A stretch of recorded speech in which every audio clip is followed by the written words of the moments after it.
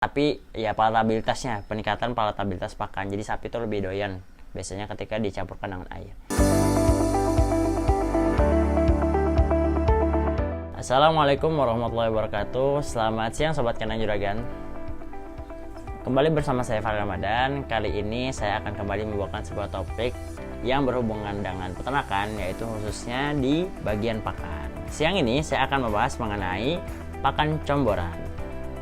Nah, jadi pakan comboran ini cukup banyak digunakan oleh para peternak ya, baik itu peternak sapi, kambing maupun domba.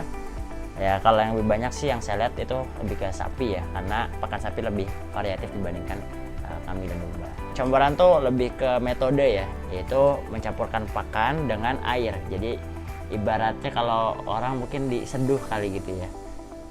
Biasanya jadi para peternak itu mencampurkan pakannya, yaitu biasanya sumber protein ataupun juga karbohidrat, karena memang itu yang dibutuhkan khususnya dalam penggemukan ya. Misalkan contohnya ampas tahu atau juga konsentrat. Biasanya sih kalau saya lihat antara campuran ampas tahu dan konsentrat itu dicampurkan ke air, kemudian diaduk-aduk. Nah, kemudian nanti sapinya akan mengkonsumsi pakannya dengan cara diminum. Nah, apa aja sih sebenarnya kelebihan dan kekurangan dari pakan comboran ini? Jadi yang pertama, pakan comboran ini kelebihannya adalah sapi lebih banyak makannya gitu ya. Jadi cepat gemuk. Kenapa? Karena memang kalau kita pernah saya diskusi ya, kan ibaratnya sapi itu kalau makan ya paling mungkin cuma 10% paling banyak dari berat badannya. Apalagi kalau pakannya kering ya, mungkin cuma 3-5% aja. Tapi kalau minum dia bisa berliter-liter atau bahkan ya bisa 10-an liter atau lebih gitu ya.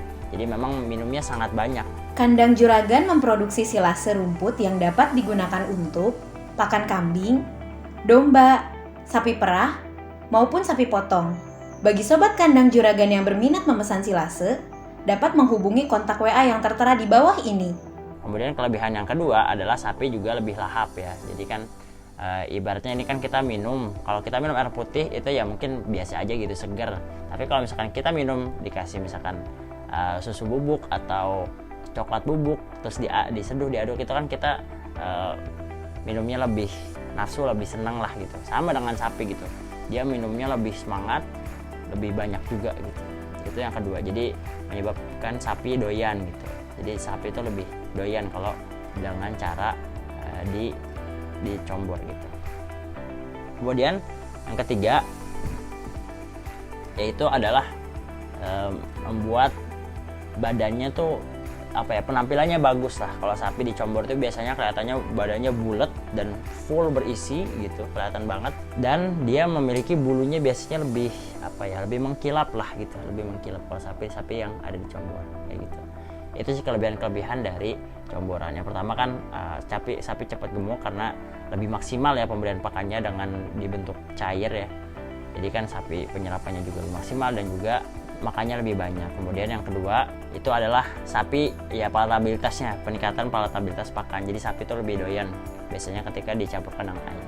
Kemudian yang ketiga itu memberikan penampilan yang bagus terhadap sapinya juga. Pertama segi bentuk tubuhnya lebih bulat gitu, lebih berisi ya kan. Orang kan kalau misalkan kita ngelihat sapi yang bulat berisi gemuk itu kan senang ya. Yang keduanya itu mengenai bulunya. Jadi penampilan bulunya juga biasanya lebih mengkilap gitu. Nah, terus kemudian apa aja kekurangannya nih?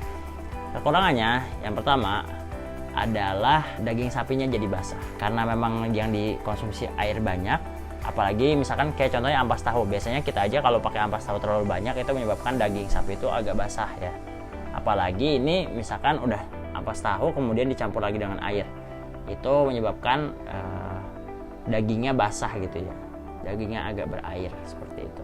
Metode campuran ini biasanya untuk ternak untuk kurban gitu, karena kan sahibul kurbannya biasanya hanya melihat secara tampilan luar aja gitu kan, nggak ngelihat dagingnya. Yang penting kan mereka puas ngelihat sapinya gagah, gemuk, bulat, kemudian juga ya tadi kan karena emang bagus kalau misalkan pakai campuran. Jadi memang biasanya yang pada pakai campuran ini sapi-sapi untuk kurban. Gitu sih kalau yang pertama kekurangannya. Kemudian yang kedua, sapi campuran itu lebih mudah susut ketika dipindah kandang gitu, karena kan dia perlu ada penyesuaian pakan dan memang kadar air di dalam tubuhnya itu banyak. Ketika dia dalam perjalanan atau misalkan ada stres atau gimana, ada penyesuaian lagi, biasanya lebih mudah susutnya gitu. Makanya harus dipertahankan tuh pakannya. Seperti pada pakan-pakan lainnya, pakan campuran juga harus dipertahankan tetap stabil agar sapinya itu terjaga secara performanya gitu. Gitu sih yang kedua. Terus kalau yang ketiga, ini sih saya sempat sharing sama teman, ya lebih ribet ya, maksudnya kan ketika kita udah punya adukan pakan, kemudian kita masukkan ke baskom, kemudian dicampurkan air lagi, kemudian harus mengaduk lagi, dan itu per sapi kan seperti itu. Nah itu kalau ini preferensi masing-masing orang berbeda ya. Salah satu teman saya bilang ya dia nggak pakai alasan dia tidak menggunakan metode comboran adalah lebih ribet ya, maksudnya secara waktu tidak efisien. Nah, karena kan kita udah bikin pakan, terus ditambah lagi satu pekerjaan, yaitu untuk menyiapkan air kemudian mengaduknya. Kandang Juragan menyediakan molasses untuk kebutuhan pakan ternak. Pembelian molasses dapat dilakukan secara eceran maupun partai besar. Bagi sobat kandang Juragan yang berminat memesan molasses, dapat menghubungi kontak WA yang tertera di bawah ini. Jadi setiap orang pasti punya caranya masing-masing. Kalau bapak ibu main ke kandang, setiap kandang pasti punya rumusnya masing-masing. Baik itu dari segi pakan, dari segi penjualan, terus kemudian ternak yang dipelihara, jumlahnya dan sebagainya. Peternak-peternak yang berpengalaman itu sudah hasil riset mereka lah gitu. Selama bertahun-tahun coba ini, coba itu. Oh ternyata yang nyaman seperti ini kayak gitu. Atau bahkan mereka pada saat itu masih dalam tahap percobaan juga. Jadi setiap orang biasanya punya preferensi masing-masing, punya nyamannya masing-masing di mana nih untuk pakan dan lain-lain, termasuk juga metode pemberian pakan yang salah satunya comboran. Gak semuanya pakai comboran. Biasanya tadi saya bilang kalau comboran itu lebih cocok untuk para peternak yang memang incernya untuk kurban, karena memang pertama sapinya atau ternaknya lebih cepat gemuk dengan metode comboran, kemudian yang kedua juga tampilannya lebih bagus dia gitu. Tampilannya lebih bagus, dia bulunya lebih mengkilat, terus badannya lebih bulat gitu.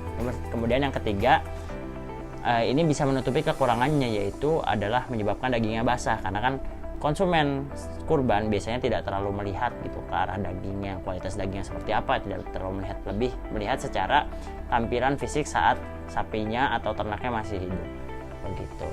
Nah itu gambaran mengenai pakan comboran. Jika ada pertanyaan atau apapun silahkan komen di bawah. Jangan lupa klik like pada video ini dan subscribe channel Kandang Juragan. Sampai bertemu pada video-video berikutnya. Wassalamualaikum warahmatullahi wabarakatuh.